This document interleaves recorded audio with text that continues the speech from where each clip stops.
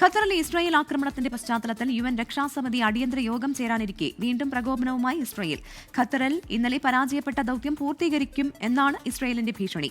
Qatar ആക്രമണം Israel സൈനിക മേധാവിയുടെയും Mossad മേധാവിയുടെയും എതിർപ്പ് അവഗണിച്ചാണെന്നും റിപ്പോർട്ടുകൾ പറയും.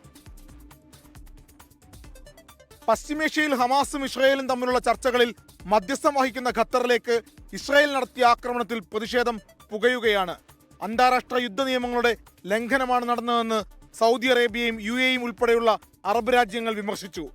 ആക്രമണം അംഗീകരിക്കാനാകാത്തതാണെന്ന് ഫ്രാൻസും ഖത്തറിന്റെ പരമാധികാരത്തിന് നേരെയുള്ള കടന്നുകയറ്റമാണെന്ന് ബ്രിട്ടനും വ്യക്തമാക്കി.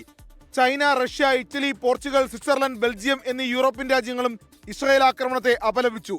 ജോർദാനിലെ കിരീടാവകാശി ഹുസൈനും UAE president Mohammed bin Zayed Al നഹിയാനും ഇന്ന് ദോഹ സന്ദർശിക്കുന്നുണ്ട്. സൗദി അറേബ്യൻ കിരീടാവകാശി മുഹമ്മദ് ബിൻ സൽമാനും നാളെ ദോഹയിലെത്തും.